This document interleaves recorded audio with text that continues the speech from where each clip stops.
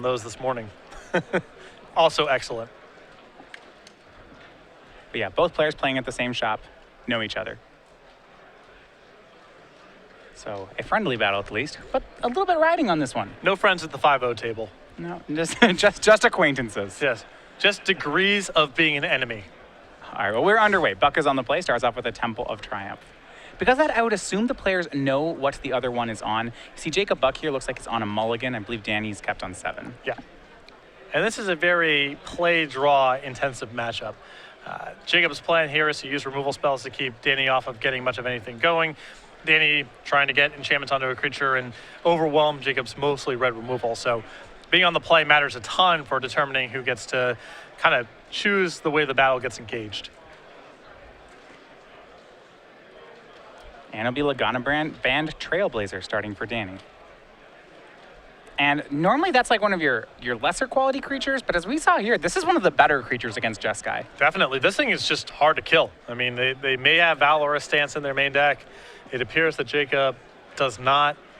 And I wonder if they really do know each other, say he had a couple different 1-drops, he might have just intentionally started on Trailblazer. Exactly. I mean, if he knows Jacob's list, this play is very safe. So yeah. I like it. Ordeal of Thassa goes on to the Trailblazer, is going to swing in for 2. And this is a play that if you didn't know your opponent's list would be a little bit risky because against Valorous Stance, against Jeskai Charm, this is a very dangerous play, but against Jacob's build of the deck, he's got free reign to do this. The removal is strictly red-based damage. Yeah, there is not a way to answer this. Danny's going to hit with a 3/7 and draw cards next turn. 3rd land for Buck. We'll see where he can go with his payoffs are at 3: Monastery Mentor, Jeskai Ascendancy, Hordling Outburst. It's going to be the Outburst. Yep. 3 1/1s into play. And Danny's hand looking pretty good here. Ajani's Presence, Hero of Erois. I believe an Ordeal of Heliod as well. 3 1/1s. But yeah, still nowhere near killing this Trailblazer. I think this one's going uncontested this game. And Danny has a decision, though. He does have another Ordeal of Thassa. He could really draw some cards if he wanted to right now. I mean, I don't know if Danny wants to turn this into a pure card advantage fest. There's a risk of falling behind on the board, so unless he has his Ordeal of Heliod as well, I think he's better served just trying to find some mana, some plays to block, tie up Jacob's mana, killing some other stuff, and eventually leverage the advantage he's gotten off of this Trailblazer. And that's what's going to happen. He's going to swing to put Jacob down to 14. He'll draw 2 cards, play a Tempo. Still with a full grip here. And maybe start on a 2nd threat that he can pump up as well. The danger is if he plays a threat, and you see there's cards like Wild Slash in Jacob's hand, none of the threats are really quite as good at surviving as Lagana Band Trailblazer. He'll go for Favored Hoplite. I still think that this is still a fine play. If you get a card and some mana out of Jacob on this turn for your Hoplite that you don't really need, that's a success. And if Jacob has nothing, then it's moat. So even though this is unlikely to matter too much, most likely scenario is Jacob just kills it with a red removal spell. Danny's still pretty happy getting that value out of it. Well, with 1 mana up, I believe Danny has a copy of Defiant Strike. So I am not even sure that Jacob can kill it. If he goes for it, he could get blown out. Yeah, I mean, you see he has Wild Slash and Stoke the Flames in hand, so he can set up a use a removal spell and then respond and kill it. But that's Jacob's entire turn. It's a lot of cards, and Danny with a full grip of cards here, Jacob would be hard-pressed to win the game, I think, if that's how his turn got used. And then you're using all your best cards fighting over a Favored Hoplite. It's really... That's not fine. where you want to be. Yeah.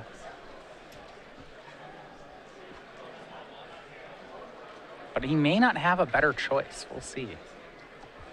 Can he race it? That's questionable, especially if there's an Ordeal of Heliod hanging out everywhere. The answer to that's probably no. Well, he's got Treasure Cruise in hand, and he's not close to casting it right now.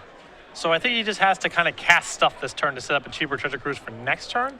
Yeah. So without cards like Valorous Stance, like ways to actually kill these large creatures, Jacob is, he can't become a control deck. It seems like he has to buy time till he can get an Ascendancy down and then just do things that are, exponentially more powerful than Danny's deck. That's the trump that Jacob has in the matchup, even though Danny has Dromoka's Command to interact with it. If Jacob can get an Ascendancy unchecked with a board, Danny's going to be really hard-pressed to win most of the games. Yeah, but with Dromoka's Command in Danny's hand, because Jacob doesn't actually have kill spells for these guys, I'm not sure what the plan is here. You know, even if they go long and Jacob draws some cards, I don't know if he's getting anywhere. Yeah. I mean, Jacob's going to be in trouble no matter what, but I do believe that the game has to be about ascendancy. Yeah, the Goldstein Trailblazer is just too big. I mean, a 3-7 is just... 7, that's a ridiculous number. That's so much toughness this early on, you know?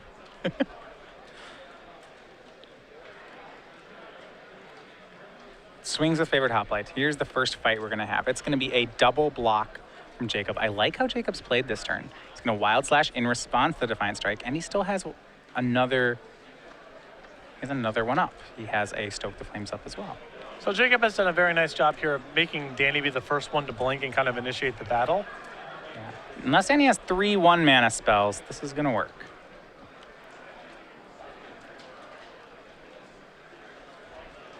And Jacob can also have a productive turn casting 2 spells, which sets the stage for Treasure Cruise being cheaper the following turn.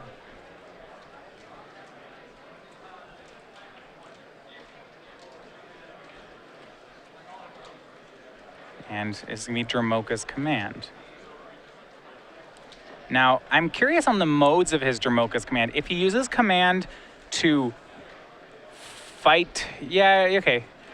He's just going to see exactly what he does here. I think counter on Hoplite and have Trailblazer fight the 3rd Goblin. That's the most likely scenario here. With the Trailblazer fighting, there's no risk of something happening where your Trailblazer dies in response. Danny needs to do this to use the Stoke the Flames here to keep the board reasonably clear.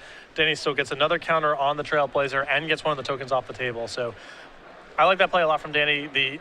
If Jacob has nothing to play over the top, the rewards are huge. Jacob loses everything. And even the way things played out, it's fine that Jacob had another response. And I like, to be put in perspective though, I like how Jacob played this. He got a 3 for 2 out of Danny there. He won the card advantage battle, and he filled up his graveyard for Treasure Cruise, which he needed to do because he just didn't have that many cards. Yeah. A totally fine turn there from Jacob. He's sequencing the things as best as he can. He's still in a pretty bad way, and his hand's a lot of lands right now, but yeah, he is playing this game right now to the best of his ability. His cruise was 3 lands, and then he drew a land for the turn. He needed better than that as his recovery spell. That was a poor sequence for him.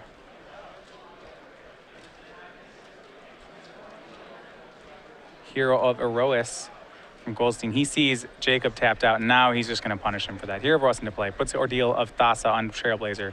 Cracks the Ordeal. Draws to Trailblazer a 6/10. Just not even real numbers. Preposterous how large that thing is. There's 10. You can't kill that. No, that's immune to things. You cannot kill that. All right, he puts a goblin in front of it. Well, we know Jacob cannot kill that. Jacob draws another land here. And scries a land to the bottom. So a big card here for Jacob, if you can find it, is Secure the Wastes is also very nice here. Yeah, that is a saving grace of having all these lands. That a Secure the Wastes is great. But he does not have many turns to find it. This Trailblazer could be 10 power in not very long. A 10-14. A 10-14. Even more preposterous. We'll see. Hero of Erois can get in for 2. It looks like Danny will have Jacob dead next turn, regardless of if Jacob jumps this turn. So Monastery Mentor played. Now Ordeal of Heliod is going, and it's just everything on the Trailblazer. I mean, Danny knows he couldn't kill it before, and the odds are only going down. Making a monk token. Up to 7, a 7/11 Trailblazer. Ridiculous. It's gonna get bigger. It's the convenience store. We call it. Now it's up to 8/12. Now it's even bigger than that. And importantly, Danny goes to 27. Goblin jumps in front of that. Can't take 8, but he goes to 8. So now the Trailblazer's lethal. And yeah, Jacob can't really draw out of this. Draw is a Seeker of the Way. That's not really going to do it. He can cast Seeker, but he can't even play a spell. Yeah, only Treasure Cruise, I believe, in the graveyard right now to fulfill Delve. So you can play Cruise or Seeker, not both. land, Seeker. He'll pass at 8. Back over to Danny. Yeah, I wonder whether Danny's been playing this game knowing that Jacob has no Valorous stances in his list. I mean, even when these tokens decks do, it's, you know, maybe 2 copies and still maybe a worthy gamble, but I suspect Danny knew that the coast was just clear on this Trailblazer from the get-go. At some point, I think, if Danny didn't know that, at some point maybe he starts trying to pump a second creature just to not put all. But it seems like he's played this with, like I said, if they know each other, I think he's played this with the knowledge that this guy is just not dying. There's no Jeskai Charms, there's no Valor stances, it's just not dying. There's 1 Retraction Helix. That would get it, but God's willing. Okay, we'll be on to game 2. Jacob Buck down a game to Danny Goldstein. And Danny can safely do that there because the only instant speed way that Jacob has to make tokens in the deck is raise the alarm and secure the waste. Both of those generate white tokens, and so God's willing on white there means there's no hope of Jacob blocking, and as we already established, no hope of removing it with anything else. Yeah, going to sideboards though. So this is once again we see Banteroic up a game on Jeskai tokens. We'll look over at Danny Goldstein. He is playing what you'd expect out of the board: Aqueous Form, Treasure Cruise, Disdainful Stroke, Stubborn Denial, Encase and Ice, Gainsay. What do you expect? Gainsay is a little different. Yeah, 1 copy of Gainsay, which I think will come in here because Jacob has blue spells. Get it? Sure. I mean, that's sort of the end of the analysis. That's what the card does, so probably coming in here. I think the Stubborn Denials will come in as well. Jacob's going to be packing some removal spells here. I think Aqueous Form is also fine in this matchup. Jacob is not very good at killing things, as we saw there in the first game. He is pretty good at blocking, though, so Aqueous Form makes a lot of sense. Yeah, and then the token side, does he have ways now to actually answer giant 0-4s that get bigger in the board? He has a few, not a lot. He's got a little bit, though. 3 copies of Negate, 2 Erase, 2 Anger of the Gods, 2 Elspeth Stone's Champion, 2 Encase and Ice, 2 Outpost Siege, 2 Disdainful Stroke. I like Negate a lot. Oh, yeah, I that's like great. Elspeth just fine, and I think Anger of the Gods is okay in this matchup. So even out of the board, he can't really kill a 4-8. I mean, yeah, I give Elspeth, if it gets big enough, he can kill it. Yeah, he is very light on answers to large creatures, even post-board. No copies of Valorous Dance, no copies of Roast, no copies of Glare of Heresy. These cards that people go to all the time to improve the heroic matchup. Jacob's got none of it, so I think he's in some trouble here. Yeah, and we'll see how he decides to fight it. So if you can't answer creatures because you don't have any of those cards in sideboard, I feel like it may even change the way you have to approach the whole game. Yeah, you cannot plan on winning a conventional game. So maybe Jacob becomes extremely aggressive and just tries to push Danny out of the game before he can get much of anything going. There really aren't that many other lines of play. The only card that allows him to take a different angle of attack in the matchup is Elspeth. I guess Anger of the God to a lesser degree, but it's basically just Elspeth. And that's quite an expensive card to resolve. And Danny may have copies of Negates and Disdainful Strokes of his own. You don't necessarily know if your Elspeth's resolving. So Jacob's got his work cut out for him, that's for sure. Not a lot of sideboard for this matchup and already down the game. So these joining us here watching the Star City Games Standard Open out of Portland, Oregon. We're making our way to the Northwest for the first time this year. Looking at the rest of the schedule, we do have the rest of the schedule for our tournaments of the year posted. This is the quarter 2. This is which we're reaching the end of. So quarter 3, that's going to be your summer and your early summer, early fall tournaments. Starts with a Modern Grand Prix in Charlotte. So we're going to be back over in the East, Indianapolis, Baltimore, and for the first time ever, the Open Series is heading to Chicago in the middle of July. After that, we go to Richmond for a Standard Open, a Legacy Open Series in Washington, D.C., Standard Grand Prix in London, August 14th through 16th. We'll be back in Charlotte for a Modern Open Series, August 22nd and 23rd. And then after that, the Season 3 Invitational in New Jersey with Standard and Legacy as the invitational formats and a 2-day $20,000 Standard Open Series event. Finally going back to New Jersey. Yeah, we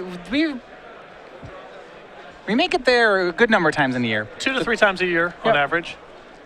The Season 3 Invitational was there last year and I believe the year before. Mm-hmm. That was one of the last invitational events I competed in fact, was the one 2 years ago. That one. Eric Smith, Andrew Tenjum facing off in the finals of that Sounds one. right. Really Eric Smith's breakout tournament. I don't believe hadn't seen much of him before that. Some of our biggest Open Series events of all time as well occurred that weekend. I'm happy to go back home. So we're on to game 2, Danny, up a game. Yeah, with Jacob having to take an aggressive line, cards like the Ordeal of Heliod actually looks really good in Danny's deck. Definitely. I mean, Jacob, in my opinion, has to turn this game into as much of a damage race as possible. Uses removal to keep the board clear early on. There's a lot of pressure on him having something like Seeker the way to generate some early advantage, and from there, it's Ascendancy. I think that's Jacob's best game plan, and Ordeal of Helia is really powerful in that kind of game, because if Jacob's not contesting the board, that's a huge swing in a damage race. That's a great swing in a race. And at the same time, Jacob doesn't have, the Dromoka's commands are, the sacrifice and enchantment mode of that is really problematic for him. Also the fight mode too, because Jacob's only got 6 creatures, Seeker of the Way, Monastery Mentor, and they feel very important, in my opinion, for Jacob having a good shot in the games, because he needs to get an early sustained source of damage and advantage in a life race. Seeker can provide that, as can Monastery Mentor. If Jacob is left with just the tokens in play, at that point it's Ascendancy or bust, and that's way harder to do when Dromoka's command is available in your opponent's deck. Yeah, command, it's very easy for command to be strong against him. He does have the Jeskai Ascendancy, and he does have those creatures you mentioned, Mentor and Seeker, but both of them are small on the surface. They're pretty susceptible to getting fought down by a number of cards in Danny's deck. Yeah, all the modes on Dromoka's command, or 3 of the 4 modes at least, very, very good here. Oh, and if it's a damage race, the 4th mode, the prevention of damage, sure, that might even be relevant. Yeah, that is the mode you don't see as often on the card, but really all 4 modes pretty good, which is one of the reasons the card has been such a mainstay. Players trade off tap lands to start the game here. Jacob Buck is on the play, and he has the first creature into play. It's going to be a turn 2 Seeker of the Way. See if we can get that aggressive game plan going on. And like I said, I think this is so important for Jacob to have. Yeah, looks like he has a pair of Seekers. Second land from Danny, no creature just yet. This may be an opening for Jacob. Seeker will swing in for 2. Danny down to 18. Jacob may just add to his board. And at 3 mana, it's going to be Monastery Mentor. This is where he wanted to be. Absolutely. This is 2 of his 6 creatures in the main deck, and again, I think it's so important for Jacob to have him early. From Danny, third land, will he have a creature of his own? Looks like he has a Hero of Erois in hand. He's going to go for that. But remember, the Bant Heroic deck doesn't play removal, so outside of really Dromoka's command. So this Monastery Mentor, uncontested, is very strong. If Danny had a turn 2 play, Jacob would have had to think twice about this, because thinking, hey, Danny might Dromoka's command it, but this Mentor's safe. Yeah. Not a lot of ways in Bant Heroic to get this off the table. And it does not have to be in play for that many turns for Jacob to generate a large advantage off of it. Leaving up a green, he'll place Hero of Erois and pass back. Jacob gets to untap with Monastery Mentor. Draws a 4th land. It's a copy of Shivan Reef, the 3rd one for him in play. And he'll use Wild Slash on the hero. God's Willing will pump the hero, give it protection from red. Does Jacob respond? Looks like he's got Stoke and... Yeah, I think he may want to play his land first here, so that if he stoked, he could still swing with a creature. Yeah, he's down an attack. I still think it's worth getting rid of the hero in the spot, even though playing the land would have been better. Get another prowess trigger, you cut Danny off of a scry. Now, of note, he actually has to put the monk into play before casting the stoke, or he'll miss the monk off Wild Slash. He can still be potentially responding to the trigger. Okay, he didn't to all the triggers. Yeah, okay. He's still fine. It depends how it gets announced. There is a way to announce it and mess it up, but that doesn't appear to be what happened. Yeah, so both the Barrack spells take care of hero. No attacks from Jacob, but now he does have a pair of Jacob tokens in play. And now you see Favorite Hoplite and Dromoka's command fighting away Monastery Mentor. And the swings can happen so fast. I mean, now Jacob's hand appears to be Seeker, Disdainful Stroke, and lands. And if that's the case, he can't even attack. Yeah, I believe it's Negate, not Disdainful Stroke. So negate. that is better. You see him playing a second Seeker of the Way. Now, keep in mind, Danny's still without blue mana, and that comes up a lot for this deck. But while we're in this kind of holding pattern, there's nothing for Jacob to do. I guess he can get to a spot where he tries to cobble together multiple spells to get enough prowess triggers where he can make an attack, but it's going to require more than one spell, because he's got a 3/4 right now against a sea of 2/2s and 1/1s. Yeah, from Danny's side, he's got to be happy right now with that he is still in the game. For a second there, he was really far behind, and he has a somewhat stable board. Now, granted, this board is one kill spell from being pretty bad news for him. Yeah, I think that Danny in this spot is advantaged. I mean, if his hand's all blue cards, maybe he's in trouble, but if he's got castable stuff, it's going to be very hard for Jacob to make attacks. And Jacob is running out of action in hand. Jacob has a copy of Stoke the Flames, but he can't really do much with that.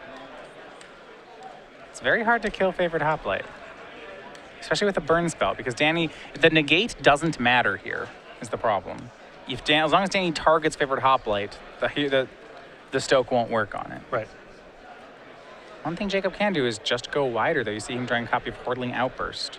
It's a very important draw here because with what Jacob has in play right now, he can't really do anything in terms of attacking, but Hordling Outburst does a lot of work. Prowess is everything, and I'll be interested to see if Jacob's willing to just suicide some stuff for damage. Oh, if I'm Jacob here, I'm sending in everything with the intent of stoking Danny if Danny makes any sort of block. I don't even want to try to fight over this Hoplite because Danny's got a handful of spells. Most likely it's unlikely to work, but I don't mind attacking and trying to stoke here. He's going to Defiant Strike the Hoplite.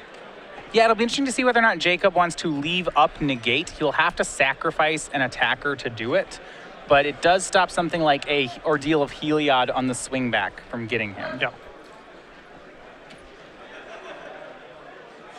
So Defiant Strike on Favored Hoplite. Yeah, it looks like Jacob just cast our Outburst and didn't swing anything. That was an end of turn Defiant Strike.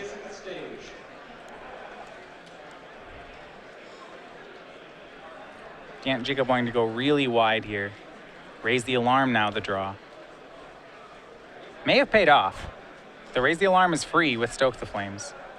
This is just a ton of damage. Yeah, allows Jacob to cast multiple spells inside of combat here, which is really good for him. Yeah, he can cast, if he leaves back one Goblin, he can cast Stoke, or he can cast his entire hand of Stoke, Raise the Alarm, and Negate all in one turn. But I think Danny's hand has 2 copies of Dromoka's Command in it, which is going to be bad news for Jacob if he makes a move here, even with Jacob's hand being as good as it is.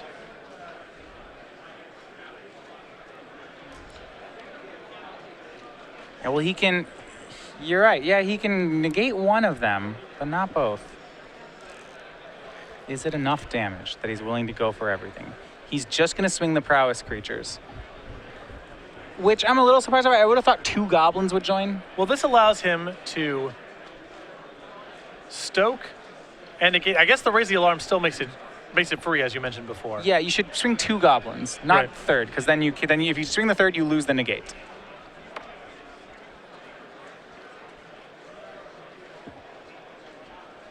So a block's going to happen. This is going to be Raise the Alarm from Jacob.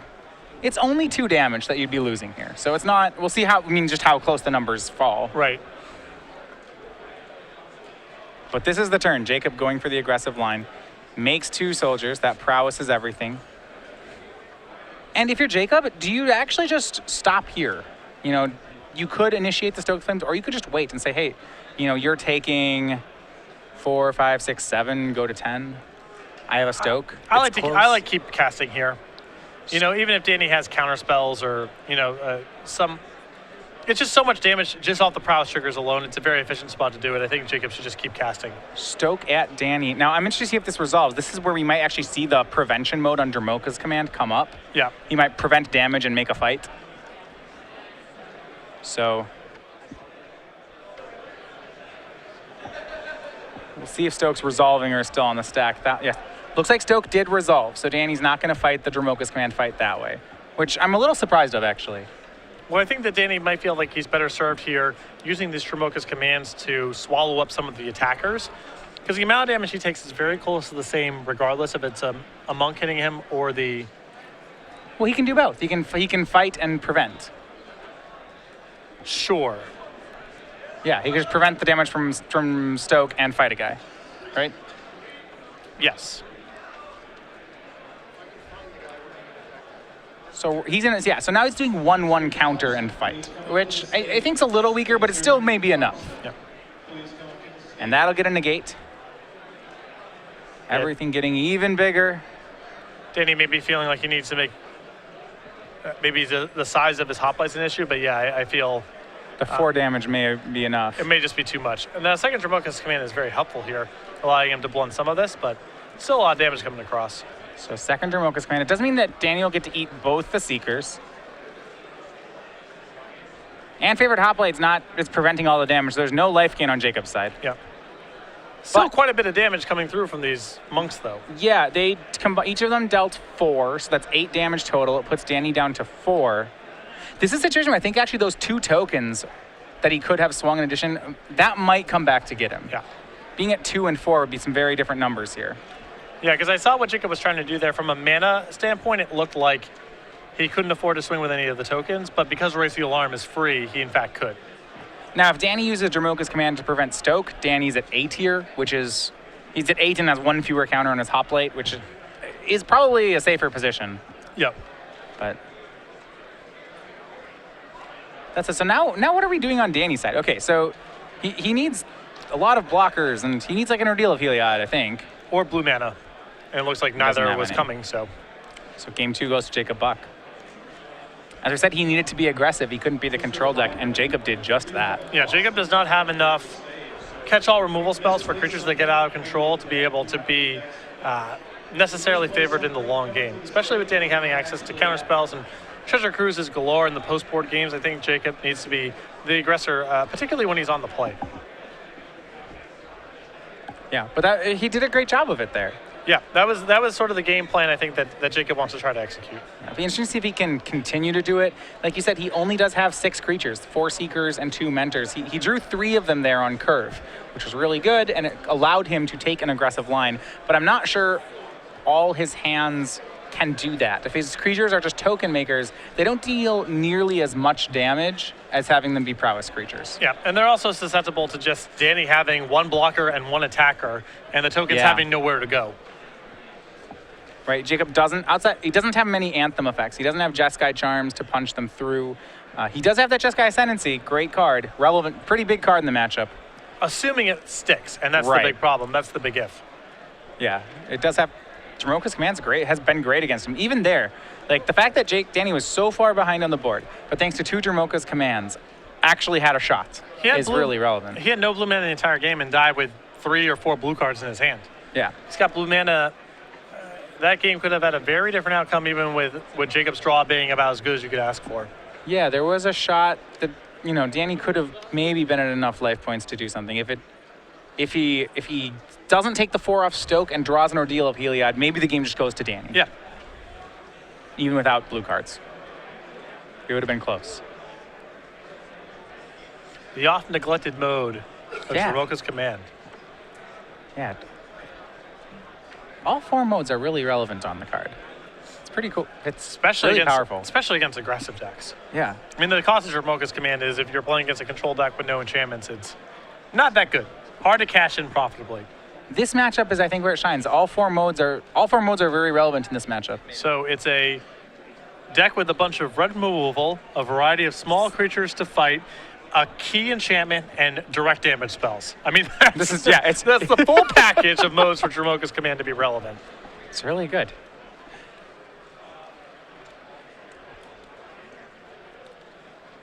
Not all the commands being as versatile.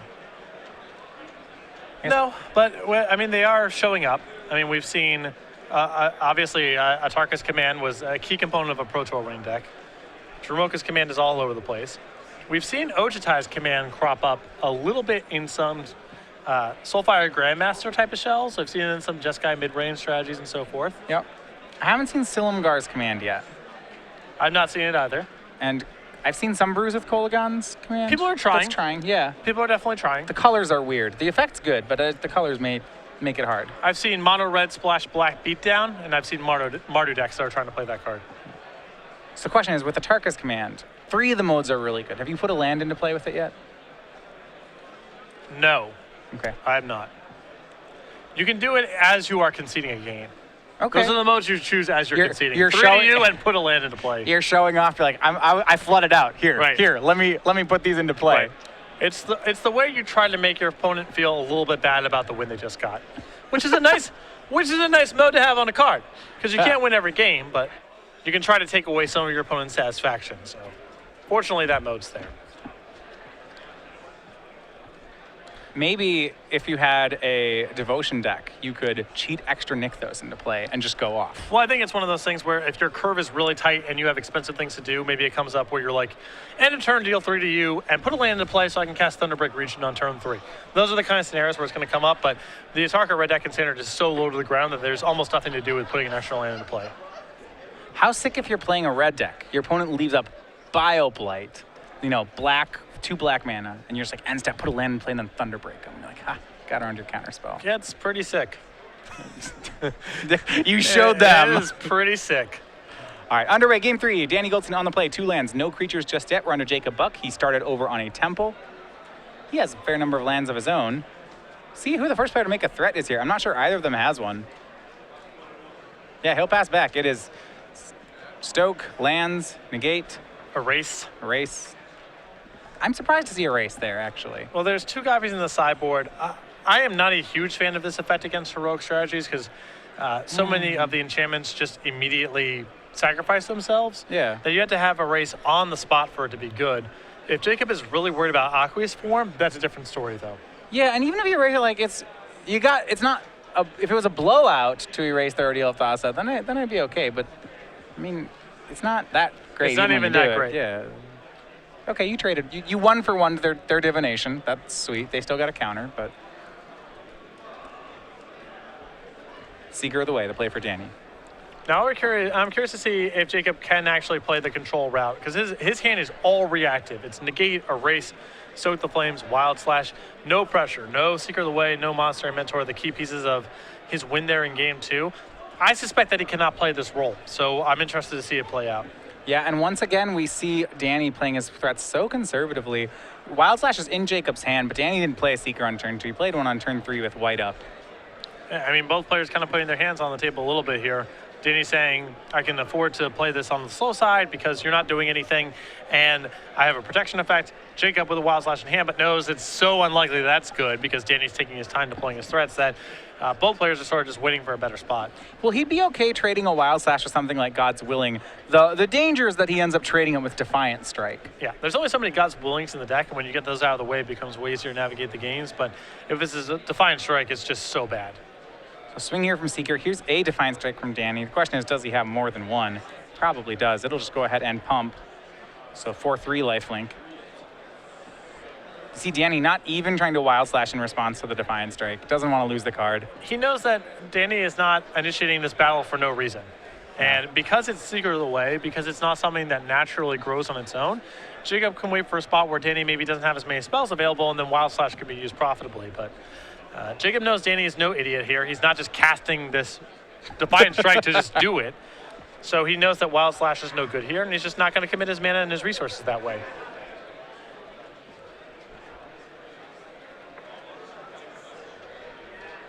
Fetch here from Jacob.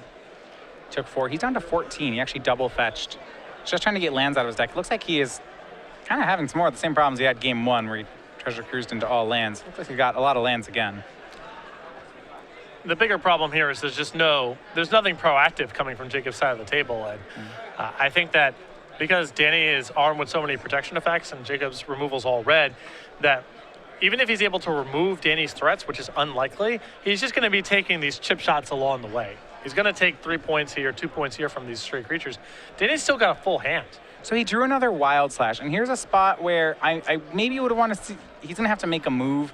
I thought he would do it during Danny's upkeep, then Danny drew a God's Willing for the turn, so that there's some punishment for not doing that. He's going to have to fight eventually. He has to fight now. I mean, He's got 2 Wild Slashes. He's about as armed as he's going to get for this kind of fight. And Danny's just generating too much of an advantage with these Defiant Strikes right now. He's got to try to stop this. So Jacob, if he had done this fight during Danny's upkeep, then Danny wouldn't have the God's Willing he's about to play. But because now Danny did draw the card and drew the God's Willing, this is going to be a 3-for-1 for Danny. Unless, well, he could have, maybe he has a Giant's Presence as well. Jeez, okay. I believe if Jacob has a negate, we could get into a very interesting fight here. Well, I still think the trigger here might be too much to overcome, even if this gets countered. Well, some of them will get drawn. One of the strikes will resolve, the other one won't. Right. So it won't be Yeah, so at the end of the day, this is going to be, okay, so we'll walk through what's about to happen here. This is a pretty big stack. Assuming there's a negate coming, which we are guessing is going to be Jacob's response here. If there's not a negate, what's happening is Jacob's losing because he's down 100 cards. So here's the stack. Remember, all the spells, all the white spells are prowessing the Seeker. The Seeker is, Stubborn Denial, if Danny has it, is going to be really good. Yeah, Stubborn Denial is great in this spot. Doesn't matter, he doesn't have a 4 power. Jacob doesn't have the mana, so here's negate. All right, so negate is going to get rid of the Giant's presence. Now the Seeker becomes a 3/3. So now Wild Slash is dealing 2 damage to a 3/3. Okay, so now Defiant Strike, the trigger resolves. Seeker's a 4/4, now it's a 5/4, and Danny draws a card. Yes. So that Defiant Strike has resolved. So the Wild Slash is potentially good here if Danny has nothing else to play. This Wild Slash now kills Seeker because it's a 5/4 with 2 damage on it, which means that last Defiant Strike and its Prowess trigger are both not going to resolve. So that Slash kills it. Danny doesn't get a card there. All right. So, Solid turn there for Jacob. He got the threat off the table. He lost a lot of resources, but so did Danny. it was ended up being even on cards. Danny initiated it with a Defiant Strike, but because one of the Defiant Strikes resolved, they ended up both losing the same, both lost 3 cards over it. Yeah. So we restart, we rebuild. Danny actually has a pair of Stoke the Flames in his hand, so he may just be able to kill some of these cards as Danny casts them. Exactly. Right now it feels, to me, like the race is actually to Treasure Cruise and not anything else from either side of the table, because the game's going to be going on for a long time. Both players really need to gas up. They're low on resources, and Ancestral Recall has a habit of being good in those spots. Yeah, that fight took a lot out of each of them. Land 6 from Jacob, and I believe this is going to be Monastery Mentor. That is Mentor. He has double red and Stoke up as well. So Jacob gets the first threat on the board. Remember, Danny doesn't play kill spells. Mentor's outside Dramoka's command. Mentor's huge game here, It's just in. but not going to be outclassed. Danny has his own Monastery Mentor, and now things get interesting again. I'm Jacob here. I'm stoking. You got another Stoke to follow up with next turn. It's not a heroic threat. It's a prowess threat, so you have a very good chance of killing it the next turn, even if Danny has a response right now. If Danny has Dramoka's command, how bad is that? I mean, I guess it doesn't get any better, though, does it? It doesn't get a whole lot better. But that would be the danger. If you Stoke here, he Dramoka's commands, and then you're in a real bad spot.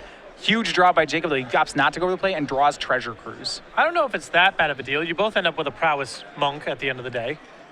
The Stoke is still... I'm sorry. You're saying if he goes fight and prevent damage? Yeah. Okay, yeah. No, that is a good case for not making the Stoke the Flames play. So here's a 2 mana, or I believe a 3 mana Treasure Cruise off of Jacob. Gonna prowess a monk. That monk means he can cast Stoke once again and draw 3. You said it was a race to Treasure Cruise. Jacob got there first. And I suppose there's an incentive. Jacob's deck can play its spells more proactively than Danny's can. So if both decks are sitting on Monastery Mentor, it probably favors Jacob. And once again, Jacob Treasure Cruises into a fistful of lands. That's better than having 3 lands as your next 3 draw steps. His Treasure Cruises have been lacking. Yeah. 3/3 Monastery Mentor will swing in. That puts Danny down to 18. Jacob has a Wild Slash in hand. In addition to some of these one of these Stokes, he has Erase, Wild Slash, Stoke. We'll see if he's going to let Danny go for Mentor. Maybe Upkeep try to kill it. Nope. I think that he's going to wait for Danny to cast a spell here. Because again, Danny... Can't, right. It's tough for him to initiate these kind of battles without taking some sort of risk here. At that point, Jacob has a good opportunity to respond with Wild Slash. And if Danny makes some bigger play there, maybe Stoke the Flame suddenly comes into the equation. Yeah, I actually like how he's playing it then. Danny just has to pass. Jacob is the one who resolved Treasure Cruise. He's in the driver's seat. And now we'll see if end step Jacob's going to go for anything. Looks like end step he's going to go for a Stoke the Flames. We'll see if it's pointed at the Mentor or at Danny. And now with 2 removal spells at the ready, even if Danny has something like Dramoka's command, it's fine. Jacob can battle back. Yeah, so here's... Gets a monk. Here's 4 damage. Yeah, that's upstairs. Danny's down to 14. Ooh. And Jacob gets to untap. Huge deal. So the plan here is just to go wide, assuming that Danny is light on spells. And Jacob with another Stoke in hand, plus Wild Slash. I mean, this is a good hand for going wide with. I like the strategy Jacob has been taking here. This has been really, really smart on his part. Here's a swing with the Monastery Mentor and both of its monks. I believe Danny's hand is he has a Hero of Erois and an Aqueous form and 1 other card. Not the kind of cards he wants in this raw attrition fight. Yeah, he wants his Treasure Cruises, his God's Willings, his Defiant Strikes, especially with Monastery Mentor in play. Yeah, and it's just because both players, no one wants to initiate a trade. You said there Jacob had swung with 3 prowess creatures and just didn't play a spell, and he had spells to play. Nope. He's waiting for Danny to make a move because as Danny's hand is just, lands, if it's not powerful, Jacob wins anyway on the back of his board. And if Danny does have a hand that can play back, Jacob wants all of his removal spells at the ready. So Danny drawing some 2/2s for 2, some heroes. He'll go for some number of them. At least maybe both players are trying to force the other person to play a non-creature spell. And he's going to Aqueous Form the hero over us. So he's investing. This is neat. He's finally decided to open himself up for a 2-for-1, but he's doing it by investing on his bad creature as opposed to his good one. Yeah. And this way, Jacob has to kind of decide what he wants to fight over, the Mentor or the hero. Right, because they're both about to become 3/3s. There's a prowess trigger and a heroic trigger on the stack, so this Wild Slash can't take both of them. And he's getting Jacob to Wild Slash on Danny's turn, which is good.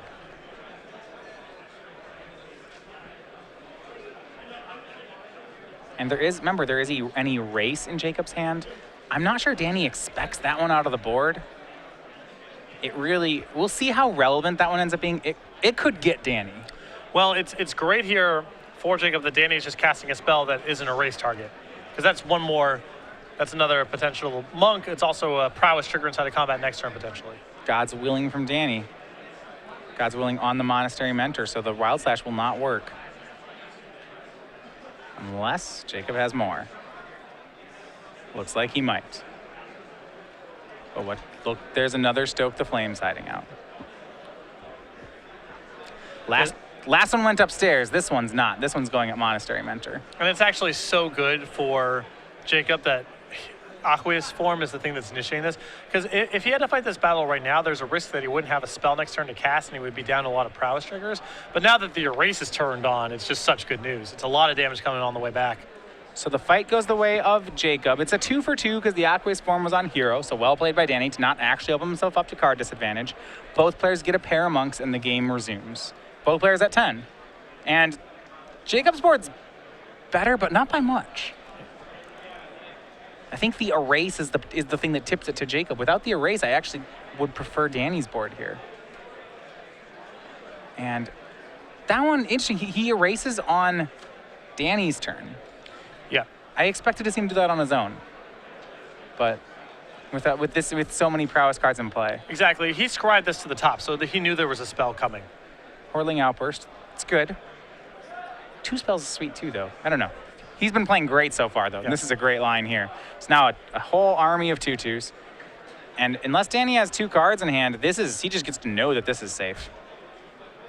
Yeah, I think Danny's out. That hoplite with the last card left in his hand. It's just going to swing everything. Both the white creatures are both 3/3s. The monks are all 2/2s. They've all prowessed once, and he knows that Danny doesn't have any prowess. What a game by Jacob Buck. Yeah, I think he may be slightly better served keeping the erase in hand and doing it this turn, but on the balance, I think he's executed a very good game plan here.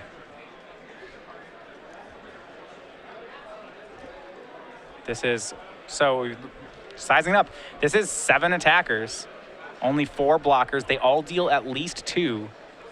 So Danny cannot let 5 of them through, meaning he has to block at least 3. So he has to use all but one of his blockers. And this is a lot of chump blocking too. I mean, he's not making big inroads on the board by any stretch. No, it's like, yeah, if he wants to block the 3s, it has to be chump blocks. All the monks Jacob's monks are bigger. Yeah, 6 coming through.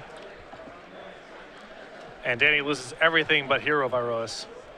And once he loses his creatures, he gets 1 Hero of Iroas back. So as we've said before, there's always the Treasure Cruise and multiple Defiant Strike outs that the Banteks always have. So Danny needs to, if he wants that 1 turn to just draw the nuts, he needs to make sure he leaves 1 creature in play. Exactly. It's going to be hard for him to draw the nuts, though, because Jacob has a white blocker back and a red blocker back. So we're looking at Aqueous Form and help besides that. Or 2 God's Willings. It's going to be complicated. Yeah, it would involve, maybe a Dramoka's command. There's a lot has to happen. Danny down to 4. Certainly dead next turn. Probably even dead through an ordeal of Heliod. Yeah. And here's the draw. What does it do? It's Treasure Cruise. All right, he's All right. still going. You see, there's the pump. Step 1 complete.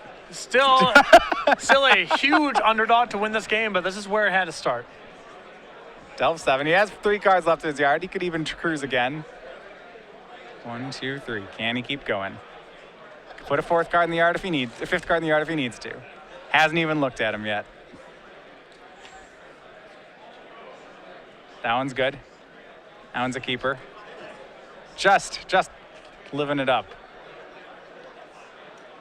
All 3. All right. What do you have, Mr. Goldstein? Are we getting there? Hero of Aerois is one of them. That one's a dud. So is, or rather, Laganaman Trailblazer and Seeker of the Way, and he has to pass back. That doesn't look like a hit. A spell definitely kills Danny. Oh yeah. And Now even Danny's even without a spell, I think that Danny still, even if Jacob draws nothing, I think Danny still needs a spell to trigger a Seeker of the Way to gain life out of this turn. So now it's Danny's turn to ham it up and not look at the top card yet, or maybe he's already looked at it. I think I attack with everything here. That's how I do this. Depends what your draw is. Maybe it doesn't. I mean, if it's a sorcery, I'll cast the sorcery first, but I think ultimately you end up in the same place. If it's a land, is it still an attack? It's probably I think still so, an because attack. Danny has to have drawn a spell to be able to survive this. He has to trigger his Seeker of the Way. And look at Jacob's experience, intentionally leaving back 1 white and 1 red creature. That is not an accident. So what I like about this attack here from Jacob is it's still lethal if Danny has nothing, and if Danny has something to survive, well then he still has blockers on the way back to prevent himself from getting killed.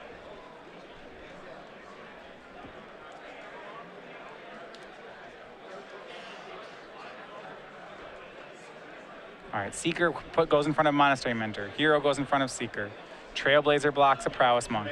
5 damage coming across, but here's the God's Willing. Trailblazer's going to get bigger. It's going to try to eat the Monk token. On top of that, we have Lifelink for the Seeker of the Way. So Danny would be gaining 3, taking 5. You'd be going to 2. But he's making some inroads on the board here. I mean, Jacob is losing all 3 of his attackers right now. There is a point here I do want to mention. He's going to 2. If Jacob had counted this out, there's 2 more damage on Jacob's side of the board that could have been pushed in there. And I understand leaving back a creature of each color is really neat, but if the actual out here is I kill you, then that changes. I assume that when Jacob made that attack, that was the logic. But yeah, with Danny at 2 here, it's a disaster. Right. That was logic. I mean, you have to actually just go through and count it all out to realize, oh wait, these guys should probably swing. Yep. But Jake gets Danny to 2. He lost quite a bit there. I suppose if Danny has Defiant Strike as his last card there, then it's way riskier to attack with everything. Yep. But if it was Defiant Strike, Danny might have kept going that turn. I don't think so. I think unlikely that he actually generates a kill.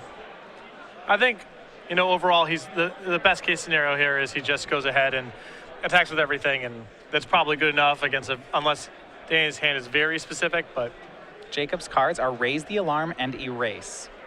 If he swings, Danny can block 3 monks. A monk and goblins would go through. That's 5 damage. Danny would only gain 3. He would kill Danny unless he can produce. Once again, we're on the Defiant Strike's the only card that saves him. But if he doesn't swing the goblin, that's not true. Yeah, if Danny has he needs to swing the goblin, and he's 1 short again. It's only 4, right? If he has a spell, the Seeker gains 3. Jacob plays Raise the Alarm. Danny takes 4. Yeah, we're playing on again. If the goblin comes as a second time, that if he's got to not leave these tokens back. Yeah, we're still playing. Yeah, this is 2 turns in a row now that Jacob's missed basically exact lethal by either playing around Defiant Strike or assuming that he had lethal even if Danny had a response. Yeah, I think he just has to back up and do the math on it. Stop playing around things. I mean, it's okay to play around things, but you have to understand what opportunity you're giving up to do it. And this is a spot where Jacob's losing more attackers in this whole sequence. Yeah, if Jacob had 2 non-creature spells, this would be the right swing, but he only has 1. And yeah, Danny's gonna go down to 1. And Jacob's losing all his monks. I'm not sure Jacob has this anymore. Well, Danny still needs to draw A spell. If he draws a land next turn, he's still dead. There's still too many attackers against not enough blockers. But, you know, Danny's getting another look at this. Back over to Goldstein. Can he draw a spell? Hasn't even looked. Hasn't even looked. Okay. Definitely can't crack the fetch land. Patience on him to not do it, too. That's not a happy expression he has. But at the same time, he wants to force Jacob to make all out. Like, Jacob, I guess Jacob will swing 4 creatures here. There's no way he doesn't. Hordling Outburst for Buck. That's big. Here's 3 more goblins. And there's a chance here that if you're Jacob Buck, you just do nothing and say go, and then next turn swing everything. That plays around more things. Are you playing around him drawing exactly a perfect spell again? I don't know. Well, any non-creature spell stops this all-out swing, right? 1, 2, 3, 4 creatures. Swinging everything and swinging 4 isn't, well, it's different. Okay. Swings them all. So once again, if Danny has a non-creature spell, he's going to stay at 1. He's going to take 3 and gain 3 and kill 3 more of Jacob's things. And he doesn't. It's a creature. Jacob Buck takes it down in 3. Wow. I mean, that was Danny there with a couple extra turns there. Jacob taking some conservative lines of play. That gave Danny a little bit of breathing space there. Still a ton of pressure on Danny to draw very well. I mean, he needs to have Defiant Striker, God's willing, there several turns in a row. But and even then, I want to go back and say, if you're Jacob, I think the one turn he did finally swing everything, that last turn, that's the only turn I didn't want him to do it. Because if you just wait for 9 creatures, then the next turn swing everything, now like what Danny has to have for outs there is really narrow because he only gets 1 set of lifelink. Well, there's a lot of main phase spells that Danny has access to that could also be really troubling draws. So there's Ordeal. And I guess Jacob has his arm with Erase too. Yeah. He has an Erase in hand, so Ordeal's not really that bad. So I also think that I would have just attacked before doing anything else if you want to do that, because playing the Hordling Outburst before combat allows Danny to negate it in the event that he has negate in, and then that's another prowess trigger and so forth. But still, Jacob able to pull it out there. His creature is so critical in that matchup. Seeker of the Way and Monastery Mentor did most of the heavy lifting in the post-board games. Oh, congratulations to Danny Goldstein at 6-0. He locks the spot into day 2, but he's still going for the 9-0 on day 1 here. 3 rounds to go. Yeah, you know, Jacob here in a really good position here to make a run.